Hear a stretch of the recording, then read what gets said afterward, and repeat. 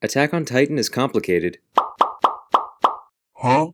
Let's review the backstory leading up to Episode 1 to gain a clear understanding of the narrative's history. Major spoiler warning. This is the mystery of Attack on Titan unraveled in chronological order. You've been warned. The events of Attack on Titan pick up with Eren's call to adventure in the year 845 on Paradis Island, which, for the rest of the world, is really the early 20th century post-industrial revolution. Now let's wind it back a little.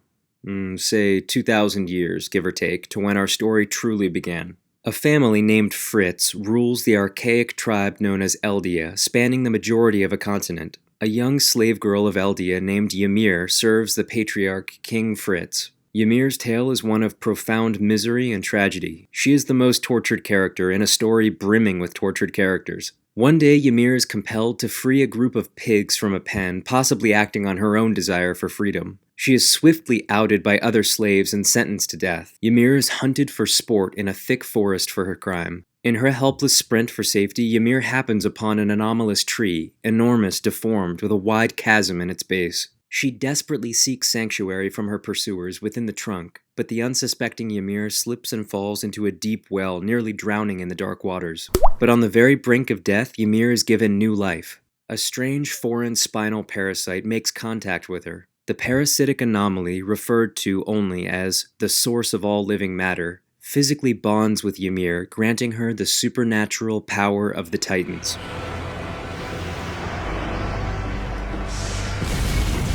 This power immediately transforms her into an enormous skeletal humanoid over 100 meters tall. The first Titan, the founding Titan. Ymir now wields a power to shift between human and Titan form, something incredibly useful to King Fritz. Obediently, Ymir allows the king to exploit her great power to rapidly grow Eldia into an empire. She cultivates land, builds bridges and roads, amassing great wealth and prosperity. Ymir is also weaponized, used to demolish the armies of Eldia's neighbor and rival nation, Marley. Fritz rewards Ymir's tireless efforts by wedding and bedding her. She's like 14. Who are you? Can you tell me who you are first? I will tell you that in a minute. Eventually rearing 3 daughters, Maria, Rose, and Sina. 13 years after acquiring her power, Ymir Fritz is killed. She shields her undeserving king from an assassination attempt, instinctively choosing his life over her own. After her death, Ymir's consciousness reawakens in a mysterious metaphysical realm full of sand dunes and starry skies, known simply as paths. Paths serves as a coordinate outside of space and time where all wielders of Titan power are forever connected.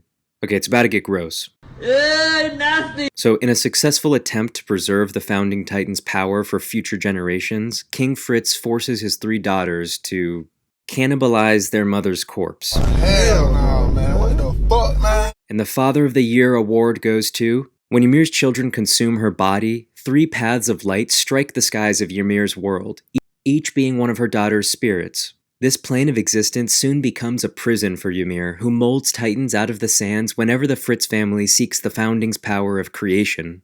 She produces Titans and paths interminably, but they would instantly appear in the real world. King Fritz then forces his 3 daughters to procreate and perpetuates the cannibalistic ritual to sustain dominance over the world through Ymir's blood. For hundreds of years, every new descendant of the royal family consumes their parent with Ymir's heredity to retain the founding's power.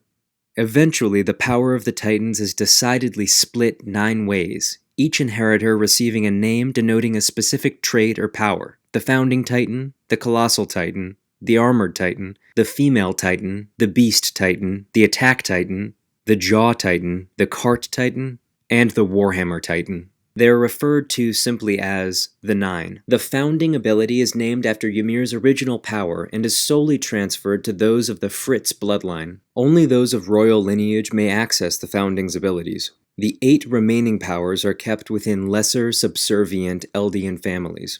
Cursed Eldians born of Ymir's ancestry are called subjects of Ymir, and are the only race of humans capable of becoming Titans.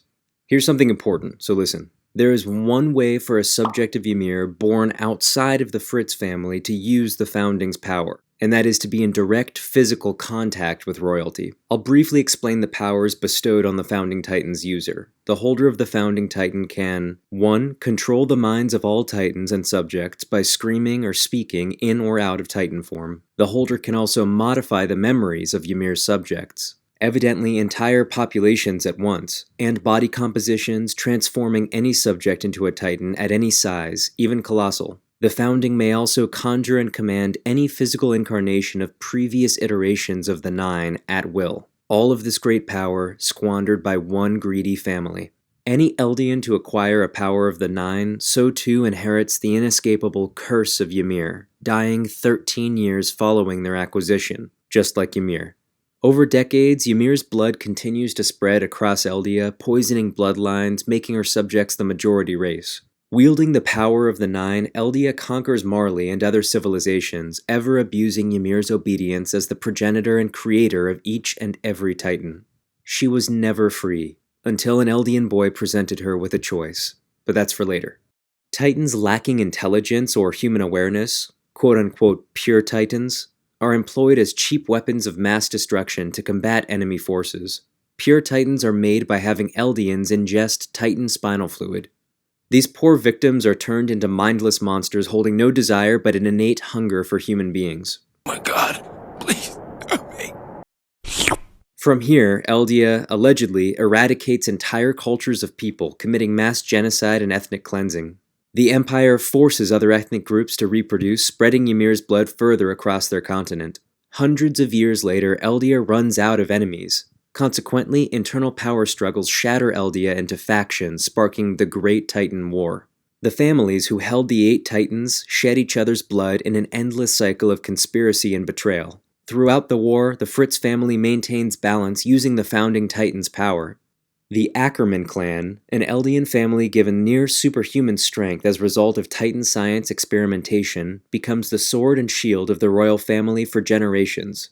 Yes, this is why Mikasa is so strong. Seeds of distrust were sown, and soon there would be an insurgency. We'll pick this back up in the next video with the history of Attack on Titan, leading up to Eren's involvement. Thank you guys for watching. Till the next video.